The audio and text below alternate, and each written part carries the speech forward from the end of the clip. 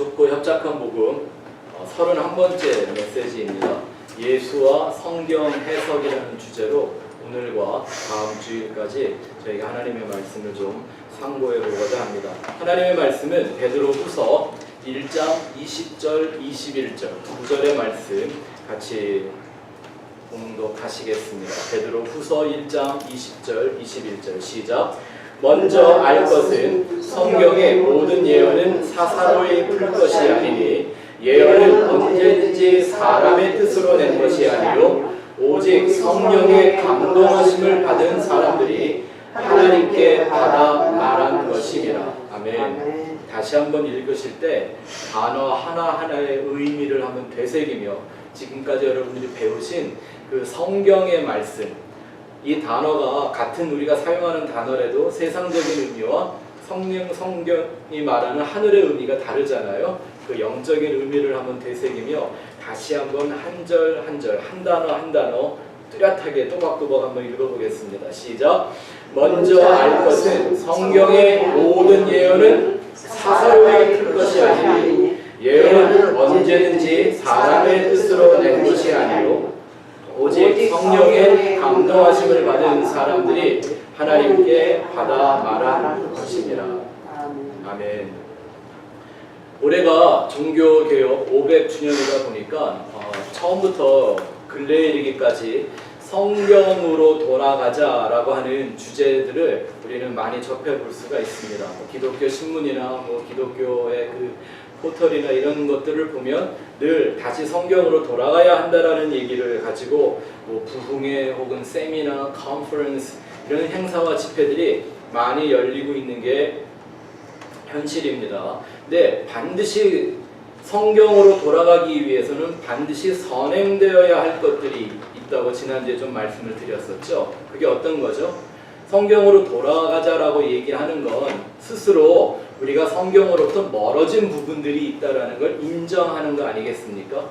그렇다면 어떻게 멀어졌는지, 멀어져 있는 상태가 무엇인지, 성경으로부터 멀어지게 만든 것들은 또 어떤 요인들이 있는지, 그런 결과가 또한 무엇인지 이런 것들을 좀 명확하게 규명을 해야만, 그걸 분명히 보고 그게 뭔지를 정확하게 짚어내줘야만 사실 성경으로 돌아가자고 하는 진정한 회개, 성경의 본질로 돌아가는 진정한 회개가 가능하지 않겠습니까? 여전히 성경의 진리에서 벗어난 것들을 명확하게 하지 않고 그저 어디론가 자꾸 가자고 얘기하면, 어디로 돌아가야 하는지 그 목적지가 뚜렷하지 않으면 이런 행사나 이런 집회나 노력들을 통해 오히려 성경 더 멀어지면 멀어졌지 절대 더 가까워지지 않습니다. 그 말 이해가 되시죠? 마치 요즘은 GPS가 있어서 그런 실수를 덜하게 되는데 왜 옛날엔 지도만 보고 이렇게 길을 찾아다녔잖아요. 만약에 내가 잘못된 지도를 갖고 길을 찾아다니면 어떻게 할 건데요? 어떤 무엇으로 대체 우리를 성경으로 또 멀어지게 만들었는지, 그 멀어진 현상은 지금 어떤 것인지, 또 그 멀어진 걸 갖고도 기독교라는 일을 열심히 해서 이루어놓은 것들이 뭔지를 명확하게 규명하고 그걸 처리하지 않고 성경으로 무조건 돌아가자고 말하는 건 이를테면 이런 것 같지 않아요?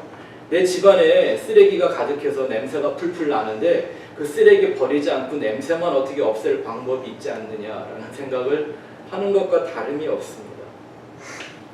자, 그래서 오늘부터 한 2주간 여러분 평신도들이 좀 듣고 충분히 이해할 수 있고, 어차피 여러분들이 평생 성경을 붙들고 사셔야 할 텐데 이 성경을 어떻게 봐야 하는가, 어떻게 이해해야 되는가, 그 방향들을 좀 차분차분히 쉽고 간결하게 여러분들에게 말씀드리려고 합니다.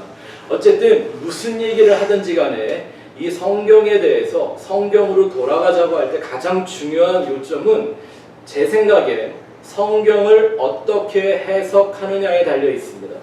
성경을 많이 읽자든지, 날짜를 정해놓고 성경을 읽자, 하루에 몇 장씩 읽자, 혹은 몇 분씩, 10분씩, 20분씩 읽자, 모여서 성경 통독 세미나를 하자, 이런 게 중요한 게 아니라 성경의 말씀을 어떻게 해석하느냐에 달려 있습니다. 종교개혁 500주년인데 이 종교개혁이 500년 전에 가능했던 건 사람들이 잘못 오해하고 있었던 하나님의 그 말씀, 이 두꺼운 성경 중에 딱 한 절을 올바르게 해석을 했더니 역사가 바뀌었습니다. 로마서 1장 17절 말씀, 오직 의인은 믿음으로 말미암아 살리라. 아멘. 아멘. 이 한 절의 말씀을 바르게 깨닫고 올바르게 해석한 마틴 루터라고 하는 한 수도사를 통해 종교 개혁이 가능해졌고 지구의 역사가 운명이 바뀌었습니다. 이 성경을 한 절 한 절 해석한다는 게 이만큼 중요한 일이죠. 자, 성경에 대한 얘기를 좀 해볼까요? 여러분, 성경은 하나님 우리 인생에게 주신 최고의 선물입니다. 아멘. 선물입니까? 애물단지입니까? 여러분, 그래서 이 하나님 우리 인생에게 준 이 성경책 하나를 지키기 위해 얼마나 많은 사람들이 피를 흘리며 순교하며 이 성경을 지금 우리 손에까지 올 수 있게 헌신하고 희생했는지 여러분 상상이나 되십니까? 또 지금 이 순간에도 얼마나 많은 선교사들이 자기 인생과 자기 삶의 편안함을 다 포기하고 성경을 본 적도 들은 적도 없는 이들을 향해 찾아가고 있다라는 건 이 기독교 역사가 우리에게 잘 설명을 해줍니다. 또 감사한 건 어쨌든 성경이 들어가는 곳마다 어떠한 의미에서든지 많은 변화들이 일어났습니다. 나라와 민족들, 작은 부족들의 때까지 이 성경이 들어가기만 하면 일단 그 나라 안에 그 사람들 속엔 어떠한 변화가 분명히 일어납니다. 그럼 분명히 성경에 아주 강력한 변화의 능력이 있다라는 거죠. 그래서 그런지 미국도 안 무서워하고 어느 나라도 안 무서워하지 않는 북한이 유일하게 무서워하는 거 하나가 있는데 성경책입니다. 네. 미국도 겁을 안 내고 뭐 괌에다가 폭 미사일을 쏘겠다고 막 이렇게 으름장을 떠는 북한이라는 나라가 성경은 못 갖고 들어오게 합니다. 그 책에 무슨 의미가 있다고, 무슨 힘이 있다고. 네. 그 두꺼운 책, 그건 뭐 아무것도 아닌데 그 성경을 갖고 있다가 걸리면 가만히 놔두질 않습니다. 성경을 무서워하죠. 이 성경이 얼마나 강력한 내용을 품고 있는지 마귀도 예수님을 공격할 때 뭘로 했어요? 성경이란 무기를 사용했다라는 거죠. 성경은 그런 겁니다. 또 성경이 하나님의 말씀이라는 걸, 그 신빙성을 연구하는 학문을 변증학이라고 하는데, 이 성경이 우리가 보고 있는 말씀이 정말 이 온 우주를 창조한 신이라고 하는 그 하나님, 그 하나님으로부터 온 말씀인가를 연구하는 일을 지금 쉬지 않고 있습니다. 그걸 믿을 수 없어서가 아니라 이 성경에 좋은 얘기 참 많고 이 성경에 좋은 책임은 분명하지만 그걸 하나님의 구원과 혹은 심판에 관한 말씀이라는 걸 인정하지 않는 많은 사람들의 노력이 멈추고 있지 않기 때문입니다. 우리는 미국에 살기 때문에 이런 영향을 굉장히 역사적으로 많이 겪은 사람들이죠. 창조론과 진화론의 싸움, 이런 일들이 끊임없이 이루어져 가고 있는 건데, 그건 결국 성경을 인정하냐 아니면 부정하냐, 이 두 가지의 싸움이라는 겁니다. 왜 그 세상 사람들이, 세상의 학자들이, 세속적인 학자들이 이 성경을 부정하는 일을 멈추지 않냐 하면, 적어도 이 사람들은 지성인으로서 성경이라는 이 책을 하나님의 말씀이 아니라고 부정할 수가 없다면 반드시 인정해야 한다라고 하는 학자다운 책임감을 갖고 있기 때문입니다. 적어도 그 사람들은 그런 정도의 책임감은 가지고 있습니다. 성경을 알지도 못하면서 성경을 부정하는 건 믿음이 없어서가 아니라 무식해서 그런 거예요. 지식인들은요, 이 성경을 부정하고자 하는 고등비평가들은 사실 신학자들 이상으로 성경을 많이 연구하고 성경을 알고 있습니다. 근데 그들은 자기들이 쌓은 성경의 지식을 갖고 성경을 부정하는 노력을 하죠. 왜? 아니면 믿어야 한다는 걸 알고 있기 때문이죠. 그러나 여러분들이 보고 있는 것처럼 아직까지도 이 성경의 신빙성은 그 무엇으로도 깨어지지 않고 있습니다. 이 성경 안에 담겨있는 말씀이 진짜 하나님의 말씀이고 영원한 진리라면 이 말씀은, 이 신빙성은 결코 깨어지지 않을 겁니다. 근데 그렇지만 이 성경에 대하여 좋은 기록만 있는 건 또 아닙니다. 이런 얘기를 하죠. 역사상 가장 많은 나라의 언어로 팔린 베스트셀러, 어떤 책도요 가까이 접근을 못합니다. 기록적으로. 그게 뭐예요? 성경입니다. 성경. 오늘날까지도 제일 많이 팔리고 있는 책이 성경입니다. 출판사가 가끔씩 성경의 새로운 번역을 내놓고 교단적으로 성경을 바꾸자고만 하면 출판사들은 대박이 납니다. 다 바꿔 써야 되니까 그 비싼 책을. 그런데 어떤 오명이 있냐면, 어떤 부끄러운 기록이 있냐면 제일 많이 팔렸지만 제일 안 읽히는 책이라는 거예요. 한번 여러분 상상해 보실래요? 성경을 적어도 정독을 해서 1도 이상을 한 사람들이 얼마나 될까요? 한 교회에 몇 퍼센트나 되리라고 생각하십니까? 제가 목회를 해보고 또 다른 교회들도 이렇게 살펴보고 이렇게 분위기들을 가만히 보면 한 교회 안에 그 교회가 크고 작고를 떠나서 한 교회 안에 성경을 정확하게 정독을 해서 1독 이상을 한 사람들이 10%는 될까요? 여러분들이 평신도니까 저보다 다 더 잘하실 거예요. 10%만 돼도 다행일 거라는 생각을 가슴 아프지만 부끄럽지만 해봅니다. 근데 더 부끄러웠고 이상한 건 뭔지 아세요? 그렇게 성경을 읽지도 않는 사람들이 성경을 들고만 댕기고 그냥 교회 가서 설교 시간에 몇 구절 이렇게 들여다보고 듣는 것 가지고 그냥 자기가 예수를 많이 알고 믿음이 좋다고 판단하고 사는 이런 모양입니다. 여러분, 개근상하고 우등상은 다릅니다. 천국은 개근상 탄 사람들이 가는 데가 아니라 우등상 타야 갑니다. 아멘? 천국 문 앞에서 예수님 나 교회 한 번도 안 빠졌어요. 이거 안 된다니까요. 성경을 어떻게 알고 어떻게 믿는, 예수 그리스도를 믿는 것과 아는 것에 하나 되었는가 아닌가, 이것으로 구원의 문제는 결정되는 거죠. 그냥 교회 출석하고 헌금과 같은 기부 행위하고 다양한 행사나 프로그램 이런 거 빠지지 않는다고 자기를 믿음 좋다고 판단한다면 그들은 정말 나중에 슬피에 울며 이를 가는 일들이 그들에게 찾아올지도 모르겠습니다. 어느 한 대학에서 종교학을 가르치는 교수가 아주 날카로운 지적을 했죠. 모든 종교 중 자신들에게 주어진 경전을 제일 연구를 안 하는, 그 오리지널 텍스트에 대해서 연구를 제일 게을리하는 게 기독교다라고 종교학 이 교수들이 비판을 합니다. 그러니까 모든 이 어떤 종교들을 보면 우리가 잘 아는 불교만 예를 든다 해도요, 불교는 이게 그 한자로 다 써 있잖아요, 그죠? 그 뜻 아세요? 나무 아비타불 관세음보살 이런 말의 뜻이 뭔지? 예? 반야 이상한 말들 있잖아요. 이상한 말로 써 있기 때문에 이 말이 도대체 무슨 뜻이냐 하고 그 자체를 연구하지 않으면 읽을 수가 없고 이해할 수가 없잖아요.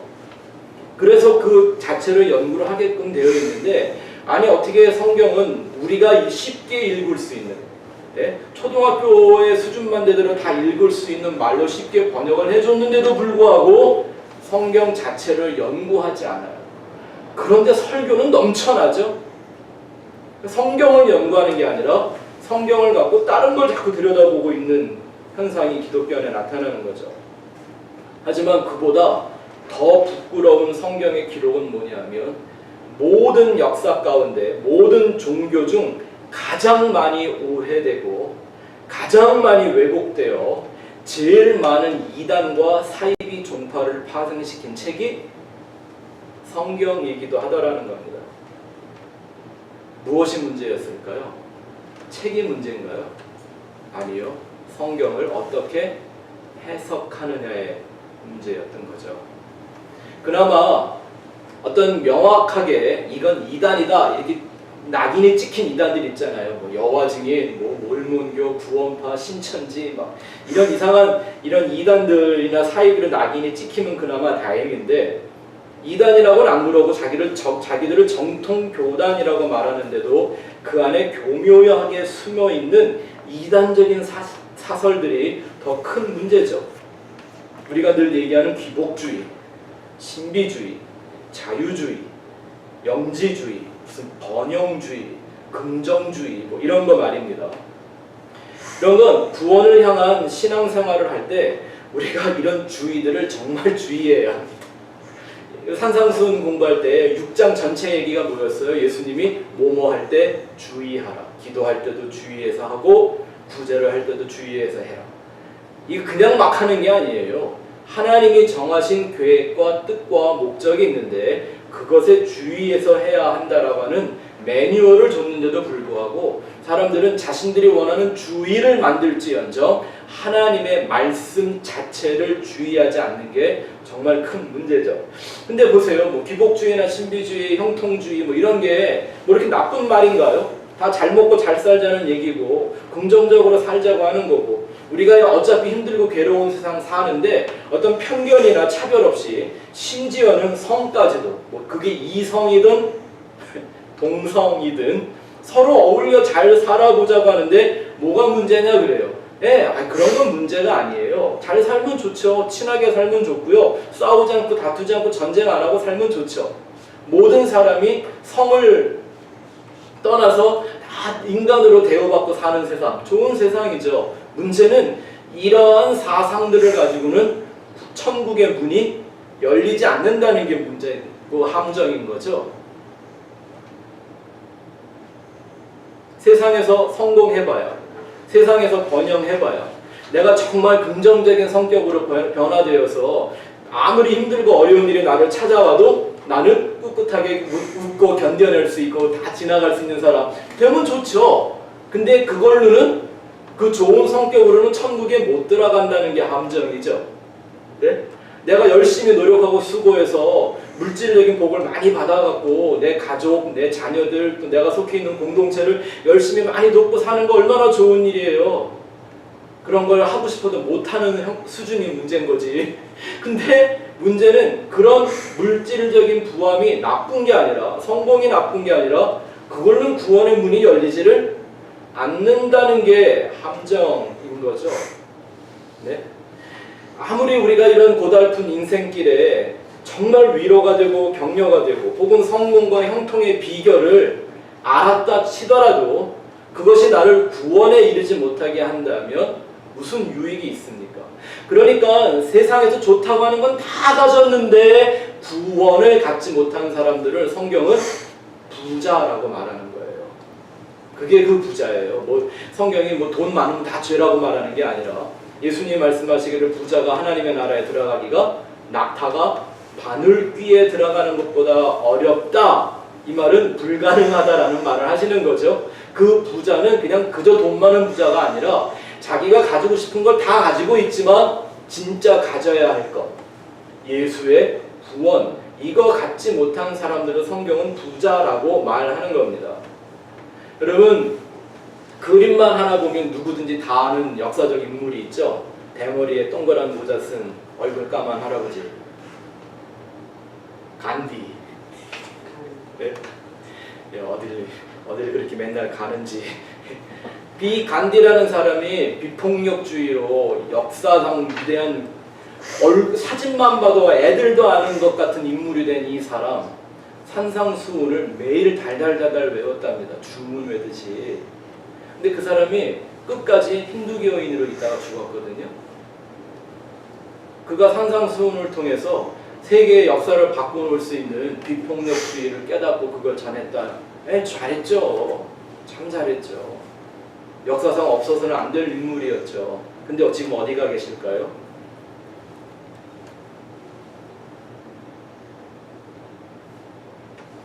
만일 성경이, 잘 들으세요. 만일 이 성경이 이렇게 영원한 생명의 책이기도 한 동시에 멸망의 책이 될 수 있다고 하는 이 위험한 사실을 여러분들이 이해할 수 있겠습니까? 잘 들어보세요. 성경은 영원한 생명의 책이기도 하지만 동시에 영원한 멸망의 책이기도 하다라는 거예요. 아마 여러분들은 저에게 십자가의 양면성에 대한 얘기를 들어서 이런 원리들이 좀 이해가 되실 텐데 이런 생각이 이상한 게 아닌 게 하나님의 말씀을 법이라고 생각하면 쉽게 이해가 됩니다. 법이라는 특성이 뭐예요? 법이 주어져 있으면, 정해져 있으면 그 법을 이해하고 지키는 사람들에게는 이 법이 언제나 나의 생명이나 나의 권리를 보장하는 장치가 됩니다. 근데 그 법을 무시하거나 그 법을 어기는 사람들에겐 이 법이, 똑같은 법이 형벌의 장치가 되는 거죠. 하나님의 말씀이 그렇다니까요. 법은 언제나 이렇게 양날의 검 같은 거예요. 그래서 사도 바울이 하나님의 말씀을 비유하기를, 하나님의 말씀은 좌우의 날선 양날을 갖고 있는 칼과 같다라고 설명하는 이유가 바로 그런 거예요. 그러니까 성경은 잘 사용하면 복이 되지만 잘못 사용하면 독이 됩니다.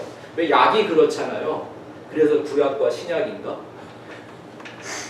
약은 잘 먹으면 약이 되지만 잘못 먹으면 독이 되죠.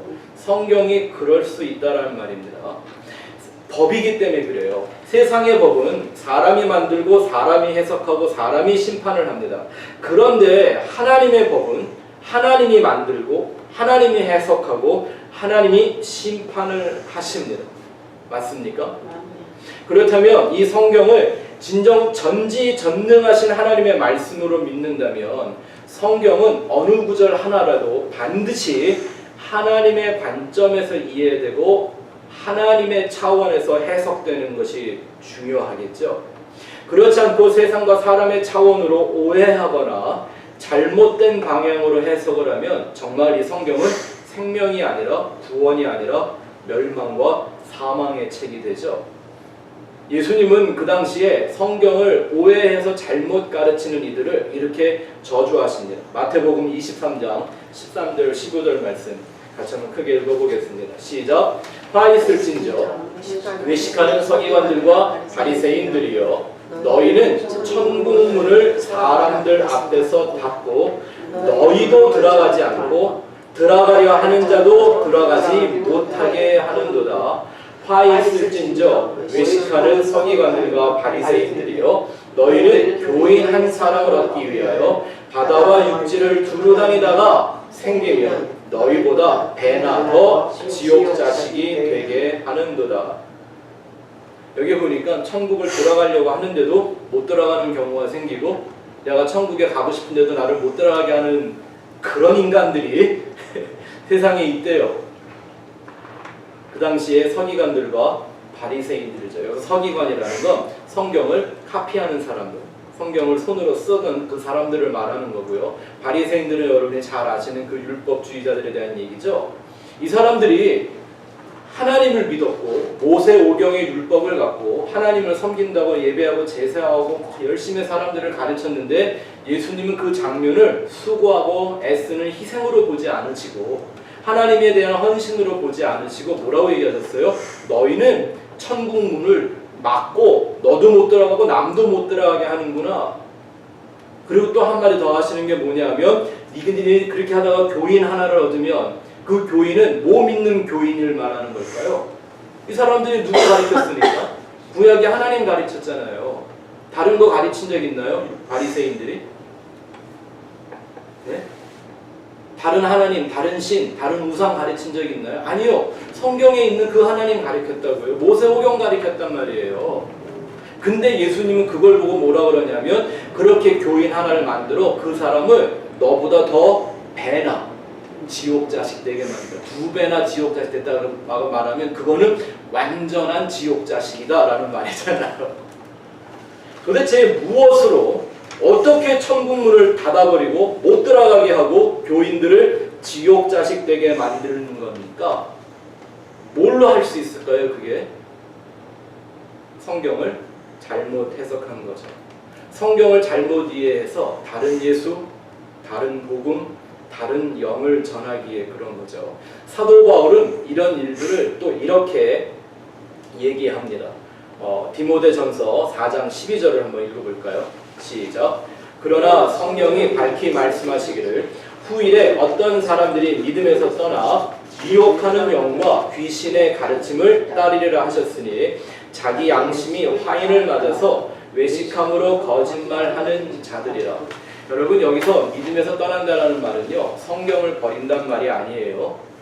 성경이 우리에게 주고자 하는 그 믿음은 저버리고 오히려 성경을 오해하고 곡해하는, 미혹하는 자들을 얘기하는 거죠. 근데 사도 바울은 그걸 뭐라고 지적을 했냐면 예수 그리스도의 복음을 따르는 길이 아니라 귀신의 가르침을 쫓는 거다. 우리가 넉 주 동안 4주 동안 예수와 마귀에 대한 공부했었잖아요. 마귀가 어떻게 시험한다고요?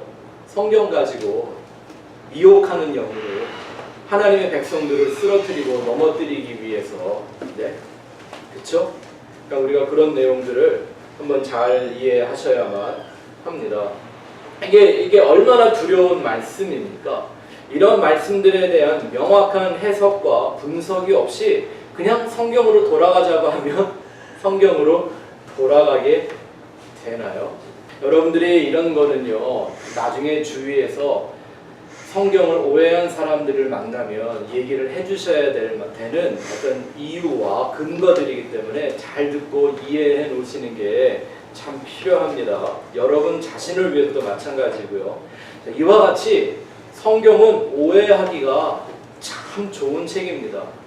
왜냐하면 성경은 하나님에 대해서 혹은 예수 그리스도의 은혜만 말하고 있는 게 아니라 인간이 보기에도 참 바람직한 얘기들이 성경에 너무 많이 써 있었기 때문입니다. 어린 다윗이 골리앗을 이겼대요. 얼마나 좋아요? 내가 그런 다윗 같아지기를 바라는 거죠. 여리고성 대포 한 발 안 쏘고 소리 한 번 질렀더니 무너졌대요. 얼마나 좋아요. 예수님이 오병이어로 5,000명을 먹이고도 12광주리가 남았대요. 야, 이런 예수 만나면 대박 아닙니까? 이런 좋은 얘기들이 너무너무 많이 나오는 거예요, 성경에. 너무 오해하기가 좋아요. 그러니 이 성경을 그렇게 오해하는 관점을 갖고 성경을 100번을 읽으면 뭐하고 1000번을 읽으면 뭐하겠을까요? 이렇게 잘못되고 왜곡된 교리를 신봉하면 나중에 그 영혼의 책임은 누가 져야 합니까? 아마 성도인들이 이런 얘기 처음 들으면 어이, 목사들이 다 그렇게 가르쳐서 그렇지. 아니, 왜 연구 안 하세요? 성도들은? 자기 구원의 문제인데 왜 내 구원의 문제를 남한테 맡기고 그냥 그 사람 말을 툭 믿어버리냐고요. 그렇게 쉽게. 네? 여러분들이 자녀들을 어떤 배우자를 만나 결혼을 시킬 때 그렇게 그냥 내 딸이나 내 아들이 내 애인이에요, 결혼할 거예요 그러면 그래, 사람 맞네, 결혼해, 이렇게 그냥 시키실 거예요? 결혼도 그렇게 안 시켜요. 자동차 하나를 살 때도 여러분들 얼마나 고민하고 사세요? 근데 하물며 천국 가는 일에 대한 문제를 왜 남의 말을 그렇게 쉽게 듣고 쉽게 믿어버리냔 말이죠. 내가 확실하게 연구하고 조사하고 그래야 하는 거 아닌가요? 왜 내 숙제를 왜 안 하는 걸까요? 좀 믿음이 좋아서 그러겠죠, 아마. 어느 날 이랬던 바리새인들이 예수님을 시험하고자 찾아왔습니다. 그들이 한 질문이, 사두개인들과 바리새인들이 한 질문이 이런 거였어요. 모세의 율법에 보면 형사취수제라고 하는 법이 있었죠. 무슨 말이냐면 형이 결혼을 했는데 병이 걸렸든 전쟁을 했든 후사를 보지 못하고 죽었을 경우에 이 여인은 괜히 남의 집에 시집을 와갖고 청상과부가 되는 거잖아요.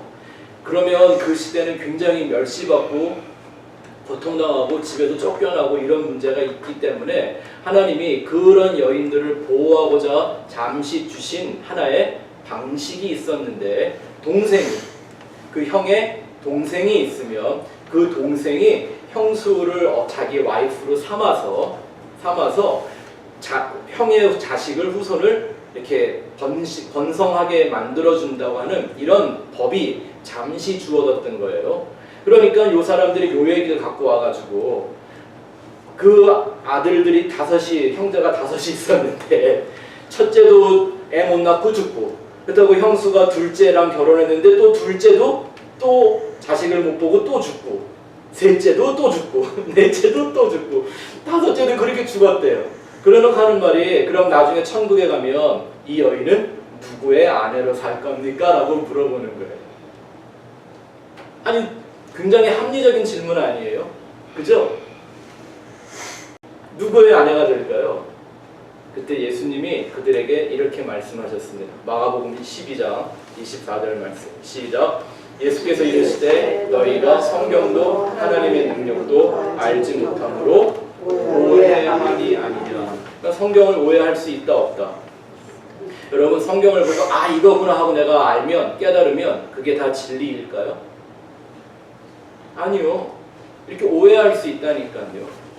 예수님이 그때 하신 말씀이 하나님의 나라는 결혼하는 것과 장가가는 거 이런 거 없다라고 딱 말씀하셨어요. 근데 이 사람들은 율법 가지고 자기들 평생 뭐라고 생각하고 있었던 거예요? 땅에서의 이런 인간적 관계, 가족들의 관계가 천국까지 그대로 가는 거 아닌가? 그런 걸 갖고 예수님을 시험하려고 그랬다니까요. 그냥 딱 마귀짓 하는 거죠. 뭐 갖고? 성경 가지고. 어떤 성경? 자기들이 오해한 성경 가지고. 무엇을 오해했다는 말입니까? 진짜 구원과 가짜 구원도 이해하지 못하는 거죠. 이게 다 어디서 나타나는 결과입니까? 성경을 어떻게 해석하느냐 얘기입니다.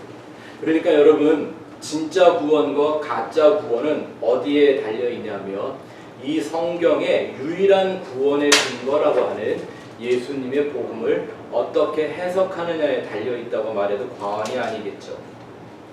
자, 그럼 오늘 여러분들에게 가장 기초적이지만 가장 중요한 세 가지의 성경 해석의 기준에 대하여 좀 말씀드리려고 합니다. 여러분 주보에 노트에 거기 표가 있는데요. 그 표에 대한 얘기를 하는 거예요. 자, 첫 번째는 성경을 이렇게 크게 두 가지 해석으로 나누어 볼 수 있습니다. 하나는 신본주의적인 해석과 또 하나는 인본주의적인 해석이요. 여러분들은 하도 이런 얘기를 많이 들어서 신본주의와 인본주의는 완전히 반대적인 개념이라는 거 충분히 이해하실 수 있을 거예요. 자, 한번 잘 들어보세요. 성경은 하나의 신과 이 수많은 억천만의 인류와의 관계에 대하여 말하고 있는 책입니다. 맞습니까? 하나의 신과 그 신에 의해 창조된 피조물인 수많은 인류와의 그 관계를 설명하는 책이에요.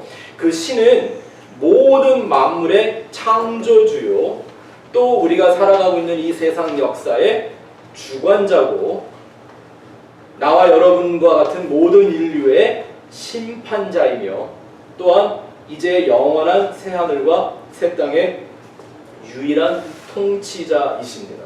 믿으십니까? 아멘. 그렇기에 하나님은, 그 신이라고 하는 하나님은 전지전능하며 완전 무결한 존재입니다. 잘 이해하셔야 합니다. 다음 주에 제가 이 전지전능과 완전 무결에 대한 얘기를 조금 더 설명을 드릴 테니까. 하지만 반면 우리 인간이란 어떤 존재예요?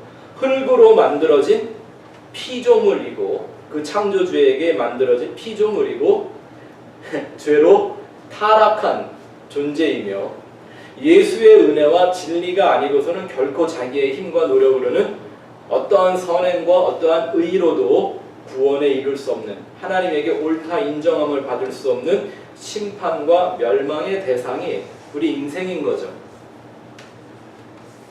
이것도 아멘 하실 수 있겠습니까? 이렇게 성경은 그 하나님과 그 하나님에게 창조된 우리 인생의 관계를 계시하고 있는 책입니다. 그 타락한 피조물인 인생을 그 창조주인 하나님이 어떻게 다시 거듭나게 하여 구원에 이르게 하여서 영원한 천국 백성을 삼을 건지에 대한 하나님의 계획과 그 계획에 대한 설명이 바로 이 성경 전체의 본질이고, 그게 복음의 핵심입니다. 맞습니까? 자, 그렇다면 성경은 도대체 누구 중심으로, 누구를 위해 해석되어야 합니까?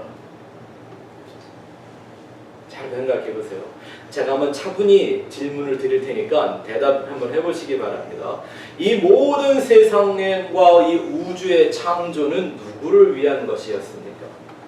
하나님을 위해, 아니면 나를 위해, 인생을 위해? 우리는 다 공부했으니까. 그렇다면 이렇게 덧없이 흘러가고 있는 이 세상의 역사, 누구를 위한 역사입니까? 마지막 심판, 모든 인류가 그 하나님 앞에 심판을 받을 건데 그 심판은 또한 누구를 위한 겁니까? 하나님이 그 영원한 새 하늘과 새 땅을 만들어 놓고 우리를 기다리신답니다. 누구를 위한 것입니까? 얼핏 보면 다 나를 위해 하신 것처럼 보입니다. 또 그렇게 많이 가르칩니다. 하지만 이 모든 일의 시작과 끝이 누구라고 합니까? 예수 그리스도라고 하십니다. 예수가 알파와 오메가이십니다. 그러니까 다 누구를 위한 일이는 거예요? 시작부터 끝까지 다 예수 그리스도를 위한 거라고 얘기합니다. 제가 지난번에 여러분 이런 질문했을 때 잠깐 혼동하셨죠? 양이 목자를 따라다녀요? 목자가 양을 따라다녀요? 얼핏 어떤 장면들만 보면 막 목자가 양을 위해 헌신하고 양을 따라다니고 하는 것처럼 보이지만 그 모든 걸 전체적으로 통으로 보면 누가 누굴 따라다니는 거예요? 양이 목자를 따라다니는 거잖아요. 그게 동행이라고 그랬어요. 그와 마찬가지로 우리 인생의 어떤 하나하나의 사건이나 작은 부분들만 보면 마치 하나님이 날 위해 모든 걸 다 한 것처럼 보이지만 이걸 성경 전체를 통으로 보면 이 모든 일은 누구를 위한 거예요? 하나님을 위한 거예요. 그 예수 그리스도를 위한 일이고 그 예수를 믿고 따라가기 위해서 반드시 선행되어야 하는 걸 성경은 자기 부인이라고 얘기합니다. 아무든지 나를 따라오려거든 자기를 부인하고 자기 십자가를 지고 나를 따라야 한다. 그러면 여러분 내가 나를 부인한다면 나를 위한다라는 말이 성립이 돼야 안 돼요? 난 없는 거예요. 네?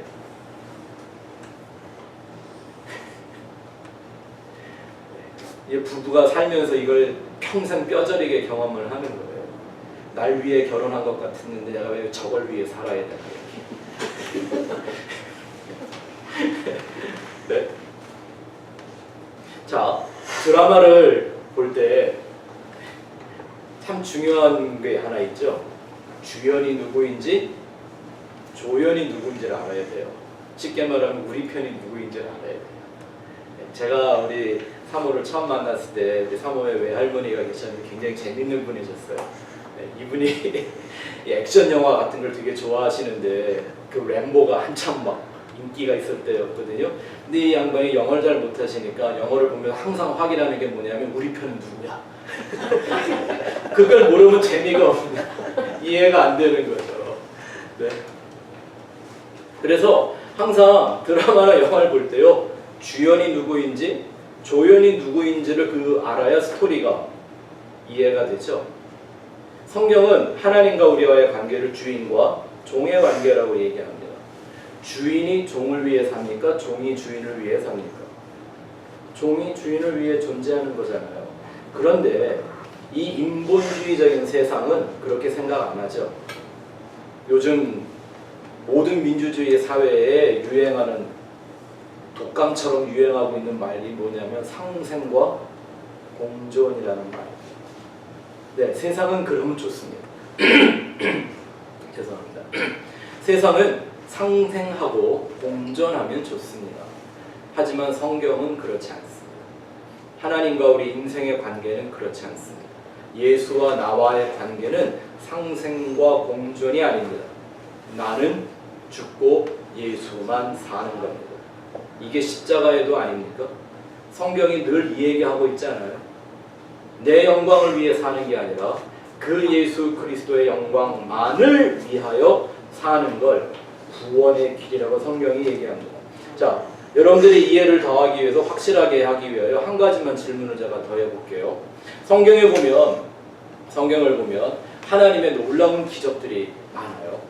예수님도 또 이 세상에 오셔서 많은 기적들을 행하셨죠. 병 고치고 죽은 자 살리고 소경의 눈을 열고. 자, 기적을 베푸는 이가 있습니다. 그리고 기적이 필요한 존재가 이렇게 있습니다.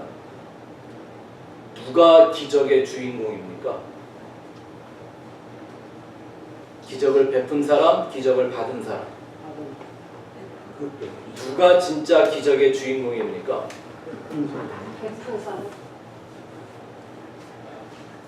여러분들에게서 이런 대답이 나오는 게 저는 이렇게 행복할 수가 없습니다. 근데 한국에서 둘째가라면 서러운 만큼 큰 교회 어떤 목사가 강단에 서서 소리를 지르며 당신이 기적의 주인공이 되라고 사람들을 현혹시키고 있습니다. 나는 기적이 필요한 존재지 내가 그 기적의 주인공이 될 수가 없습니다. 기적은 베푸는 이가 주인공이지 필요한 사람이 어떻게 주인공이 됩니까? 아니, 주연과 조연도 몰라요 요즘. 그런 사람들이 강단에 서 있다니까요. 그래도 되는 건지 모르겠어요. 이게 뭐의 차이? 성경을 신본주의냐 인본주의냐의 해석의 차이라는 겁니다. 예수님은 마지막 심판의 비유를 양과 염소로 구별하는데 재밌는 얘기가 뭐냐면 양들은 자기들이 예수님을 위해서 뭘 했는지를 기억조차 못합니다. 뭐만 기억하냐 하면 주인이 양인 날 위해 뭘 했는가를 기억하는 사람들입니다. 이걸 풀어서 말하면 내가 뭘 한 것이 아니라 나에게 은혜를 베푸신 그 주인에 대한 목자에 대한 것만 기억을 하는 사람들이라는 거예요. 그러니까 그 주인이 양들이라고 하면서 양들을 칭찬할 때 내가 왜 칭찬받아야 되는지를 몰라요. 근데 염소가 된 사람들은 어떻게 해요? 자기들이 했던 일들을 미주알 고주알 다 계산하고 앉아있네. 자기가 한 일을 기억하는 사람들일 거예요. 신본주의인가? 인본주의인가? 이 두 양과 염소의 차이는 그들의 신앙의 기둥이 하나님이라는 은혜인가 아니면 자기들이 행한 종교적이며 율법적인 행위인가. 은혜에 집중할수록 자기를 잃어버리고 예수의 의를 얻게 되지만 율법에 집중할수록 자기의 의에 빠지게 됩니다. 이 모든 걸 설명하는 구절이 갈라디아서 2장 20절이죠. 이거는 우리가 수천만 번을 외워도 정말 과하지 않을 말씀입니다. 같이 읽어보죠. 갈라디아서 2장 20절 21절 시작. 내가 그리스도와 함께 십자가에 못 박혔나니 그런즉 이제는 내가 사는 것이 아니요 오직 내 안에 그리스도께서 사시는 것이라. 이제 내가 육체 가운데 사는 것은 나를 사랑하사 나를 위하여 자기 자신을 버리신 하나님의 아들을 믿는 믿음 안에서 사는 것이라. 내가 하나님의 은혜를 패하지 아니하노니 만일 의롭게 되는 것이 율법으로 말미암으면 그리스도께서 헛되이 죽었느니라. 내 안에는 내가 없고 오직 누구만? 예수 그리스도만. 이걸 쉽게 말하면 나는 죽고 예수만 살고. 맞습니까? 도대체 누구를 위한 하나님의 말씀으로 이해를 해야 되는지. 자, 첫 번째 신본주의와 인본주의를 공부했습니다. 그러니까 두 번째는 안타깝게도 이 말이 아직도 한국 신학계 안에서는요 아주 좋은 간단한 단어로 번역이 되지 않고 있는 단어입니다. 왜 그 머리 좋은 신학자들이 그걸 안 해주고 있는가 모르겠어요. 제가 설명을 드릴게요. 하나는 엑소제리코라고 하는 성경 해석 방식이고요. 또 하나는 아이서제리코라는 방식이에요. 엑스제리코, 엑서지스라는 말은 성경을 이렇게 분석하고 주석하는 이런 걸 뜻하는 말이거든요. 네, 근데 어떤 차이가 있느냐 하면 엑서제리코라고 하는 말씀은 성경 말씀 자체를 연구하는 거예요. 우리처럼 성경 공부할 때 이 단어 하나하나가 무슨 뜻을 품고 있는가, 그 안에 본래의 의미는 무엇인가, 이런 것을 성경 안으로 자꾸 파고 들어가는 이걸 엑서제리코 인터프리테이션이라고 합니다. 근데 반면에 그냥 성경을 읽어보고 성경에서 야 이거 좋은 교훈인데, 이거 우리 인생을 사는데 도움이 되겠는데, 좋은 레슨인데, 이러면서 어떤 토픽들, 주제 하나를 뽑아가지고 그걸 사람들한테 주입시키는 이런 해석 방법을 아이서제리코 인터프리테이션이라고 합니다. 그러니까 여러분들 생각하시기에 성경을 진짜 올바르게 해석하는 방식은 엑서제리코 해야 돼요? 아니면 아이서제리코 해야 돼요? 네. 역시 스펙트럼 성도님들답습니다. 발음들도 좋아. 예, 이건 이제 신학교 안에서 신학자들이 다 하는 얘기예요. 제가 저만 혼자 떠드는 그런 얘기가 아니라 성경에 그 본문과 본질적인 내용이 무엇인가를 파고 들어가는 해석 방법을 exegetical interpretation이라고 하고, 성경을 통해서 좀 좋은 얘기들, 인생에게 교훈이 되고 위로가 되고 격려가 되고 힘이 되고 에너지가 되고 살맛나게 만들어주는 이런 감동적인 얘기를 해주는 걸 eisegetic interpretation이라고 합니다. 그런데 성경을 어떻게 봐야 한다고 예수님이 말씀하시나요? 요한복음 5장 39절 40절 시작. 너희가 성경에서 영생을 얻는 줄 생각하고 성경을 연구하거니와 이 성경이 곧 내게 대하여 증언하는 것이니라. 그러나 너희가 영생을 얻기 위하여 내게 오기를 원하지 아니하노라. 자, 성경은 다 누구에 대해서 쓰고 있다? 예수에 대해서만 쓰고 있다. 아멘? 그럼 우리는 성경을 통해서 어느 장면을 보더라도 계속 확인해 봐야 되는 게 뭐예요? 예수 얘기예요. 예수 얘기. 우리가 쉽게 들어봐서 이해할 수 있는 예수 얘기들 많아요. 뭐 유월절, 패스오버 램, 양을 잡아서 문틀에 뭐 피 바르고, 이건 너무 십자가와 예수에 대한 얘기라는 게 분명하죠. 선명하게 이렇게 보이잖아요. 예? 이런 건 그냥 이게 예수에 대한 예표이구나 그렇게 쉽게 볼 수가 있는데, 그렇지 않은 장면들도 성경에 많잖아요. 네? 예를 들어 아까 말했는데 여리고를 무너뜨리는데 그냥 말 안 하고 조용히 걷다가 소리 한번 질렀는데 성이 무너졌대요. 도대체 어디서 예수를 봐야 할까요? 이게 숙제죠. 그렇게 해서 그 스토리 안에 담겨있는 예수에 대한 계시를 찾아내는 게 신앙생활인 거죠. 그래서 그 예수를 나의 예수로 만드는 거잖아요. 아멘? 다윗이 골리앗을 이겼대요. 그게 왜 예수의 얘기일까요? 이런 걸 발견해내는 게 모든 성경의 장면을 통하여 예수를 보는 거죠. 그래서 여러분들과 저희가 했던 아주 중요한 공부 중에 하나가 십자가로 다시 읽는 천지창조였단 말입니다. 천지창조의 사건을 그저 자연의 탄생 정도로 보는 게 아니라 그 안에 담겨있는 예수와 십자가의 계시가 뭔가를 찾아내야죠. 성경은 그렇게 연구하는 걸 eisegetical interpretation이라고 합니다. 근데 그런 거 상관없이 예수와 십자가 뭐 이런 거는 보지 못하고 그냥 그저 성경에 나와 있는 좋은 얘기들, 이런 거 갖고 만든 거 많아요. 뭐 성공하는 사람들의 7가지 습관 뭐 이런 거, 긍정의 힘, 또 요즘 유행하는 게 뭐냐면 재정 세미나, 성경 가지고 자기 가계부 정리하는 법을 배웁니다. 그래서 재테크 이런 거 해갖고 돈 버는 방법. 왜 돈 많이 벌어야 교회에다 많이 갖다 바칠 테니까, 또 교회에다 많이 바쳐야 또 교회가 좋은 일해서 하나님의 영광을 세상에 나타낼 테니까.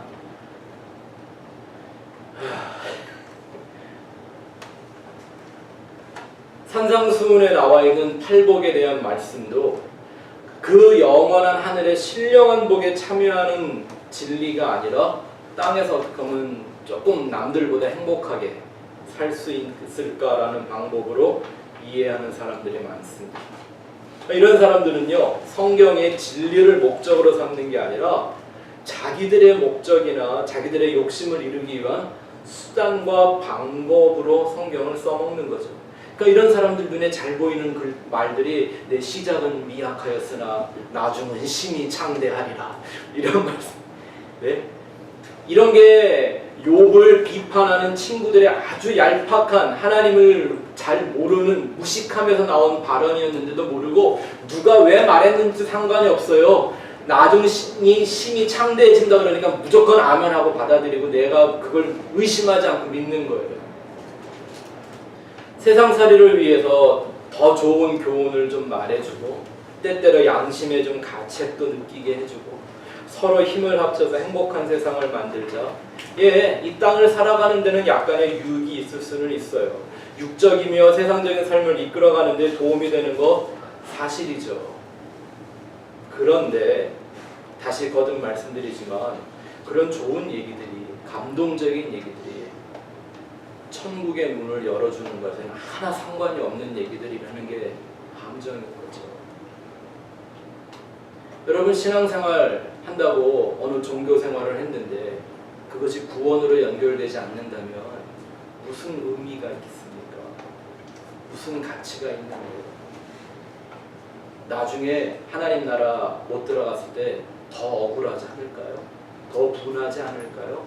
그래서 슬피 우는 것만이 아니라 이를 간다고 그러는 거예요. 분해서. 베드로는 이렇게 성경을 아이서제리코하게 풀어가는 방식을 사사로이 푸는 것이라고 오늘 우리가 처음 읽었던 본문 말씀에 나타나 있습니다. 이 사사로이라는 말을요, 헬라어로 말하면 이디오스입니다. 이디오스. 이건 많이 어떤 영어 단어하고 비슷하죠. 두 가지 단어하고 비슷해요. 하나는 아이디어, 그죠? 네? 이디오스, 아이디어랑 비슷하죠? 근데 또 뭐랑 비슷해요? 네? 그죠? 그래서 아이디어가 없으면 이디엇이 되는 거죠. 근데 어쨌든 뭐 이해하시라고 잠도 좀 깨고 헬라어로 사사로이라는 말을 이디어스라고 쓰는데요. 이 말의 뜻이 뭐냐면 성경을 그냥 이렇게 개인의 생각, 개인의 뜻, 자기의 목적, 사람의 지혜로 성경을 교묘하게 풀어가는 것, 이거를 사사로이 푼다고 그랬어요. 이렇게 사사로이 성경을 푸는 사람들 어떻게 된다? 멸망당한다라고 경고하고 있는데 그 무서운 경고들은 다음 주에 좀 살펴볼게요. 어쨌든 성경을 펴놓고 자기의 구미에 맞게 또 내가 살아가고 있는 환경과 상황에 따라 막 성경을 인용하고 해석하고 자기의 이익에 따라 성경을 이용하는 사람들이 너무나 많습니다. 그리고 이 성경을 갖고요, 또 웃기는 게 토정비결하듯 자기의 일상을 해석하는 도구로 삼는 사람들이 있어요. 뭐 이런 거죠. 아, 오늘의 묵상의 말씀은 나한테 이런 길을 제시해줬어. 이런 길로 나를 인도해줬어. 그 내일은 또 다른 길을 보고 이게 이 신문에 나와 있는 양띠 있는 오늘의 운세 예? 뭐 별자리 뭐 이런 거 보면서 오늘은 내가 어떻게 살아야 잘 사는 건가? 이거 보는 방법하고 뭐가 다르나요? 성경을 영원한 하나님의 나라를 위한 진리로 보는 게 아니라 내 일상을 해석하는 도구로 삼으면 그 성경의 토정비결과 뭐가 다른가요? 하나 다를 게 없잖아요. 또 성경을 말씀들을 보면서 자기의 흥망성쇠를 해석하고 진단하는 도구로 전락을 시킵니다. 특히 큐티 열심히 하는 사람들일수록 이런 증상들을 우리가 많이 보게 되죠. 오해는 하지 마십시오. 큐티 하지 말라는 얘기도 아니고 큐티 잘 하는 모든 사람들을 비판하는 것도 아니라 큐티를 어떻게 하느냐에 따라 지금 우리가 성경을 어떻게 해석하느냐를 공부하고 있는 거니까 성경을 내가 어떻게 묵상하는 사람이냐에 따라 내가 신본주의적인 올바른 신앙을 가질 수 있지만 거꾸로 잘못하면 묵상 열심히 해갖고 아주 인본주의적인 귀신이 될 수 있는 거잖아요. 성경 얘기 그대로 하면 네?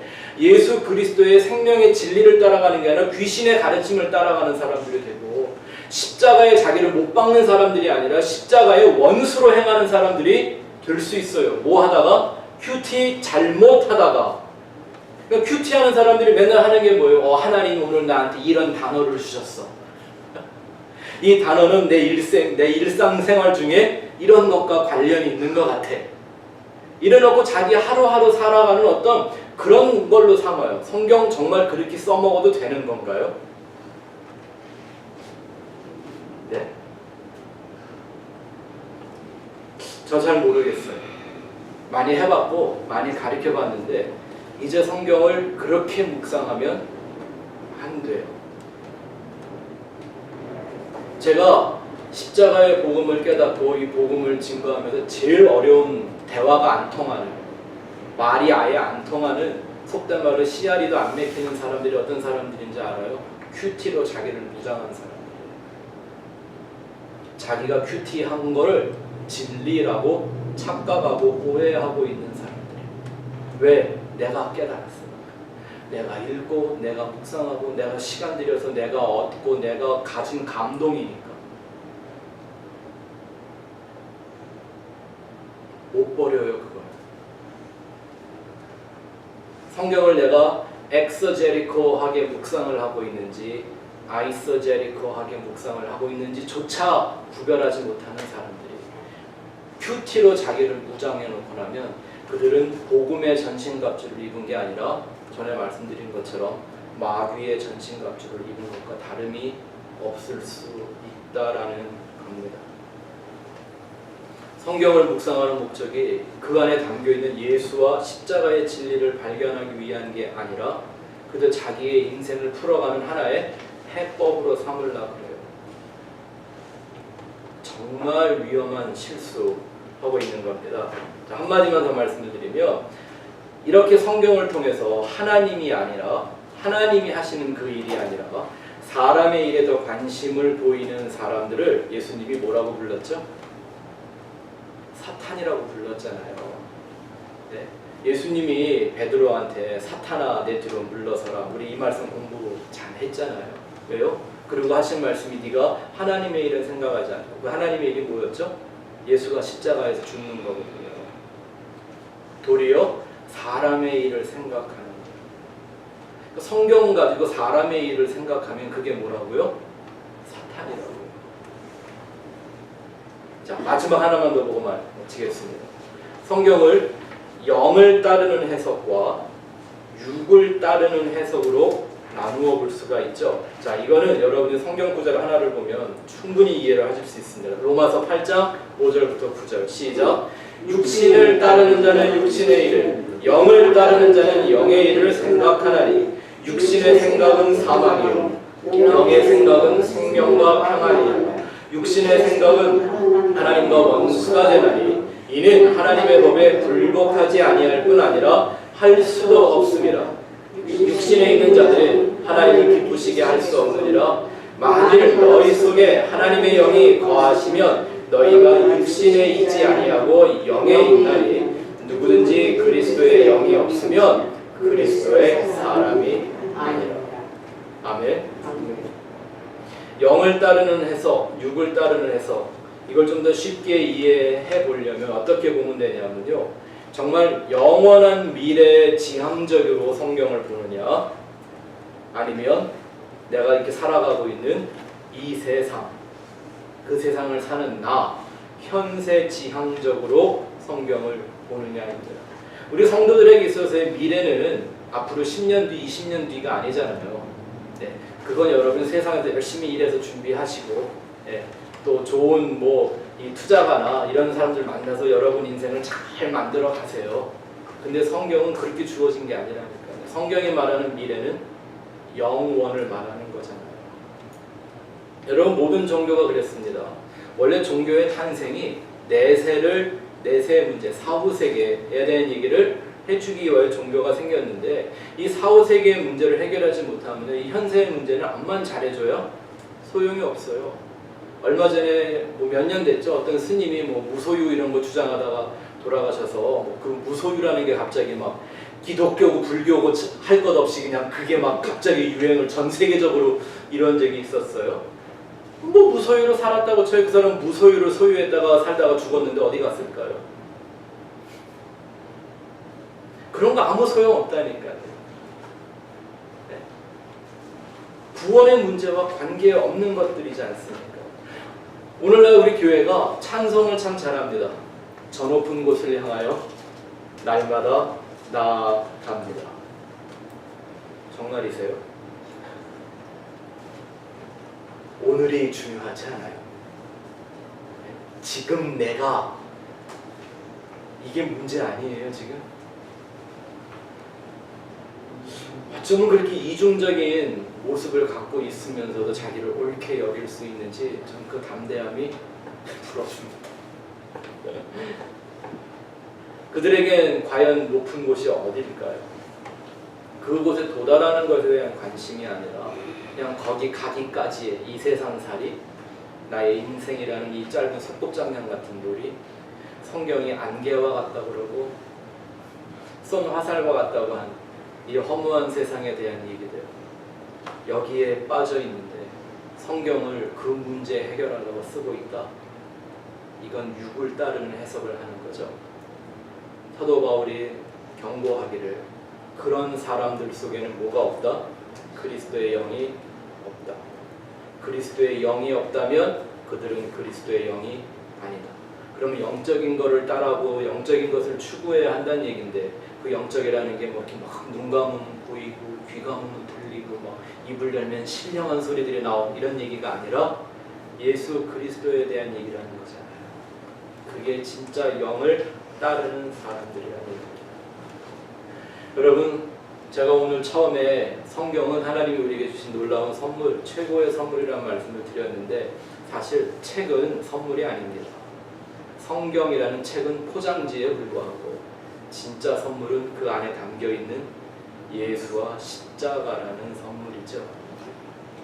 우리는 성경을 통해 이 선물을 받아야 되고 그 선물을 누려야 합니다.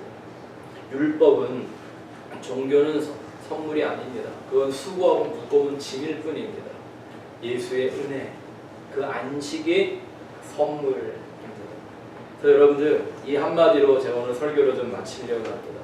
성경은 내가 얼마나 귀히 여기고 사랑하느냐의 문제가 아니라 얼마나 많이 읽었냐의 문제가 아니라 내가 성경을 어떻게 알고 어떻게 이해하느냐가 문제라는 사실. 이게 나의 구원과 멸망을 결정합니다. 한 주간 동안 여러분들이 이것을 가지고 좀 고민도 해보시고 자기 나름대로 연구도 해보시고 우리가 다음 주에는 그러면 해석의 방향이 어떠해야 하는가라는 것들을 또 같이 공부하는 시간을 갖겠습니다. 기도하겠습니다.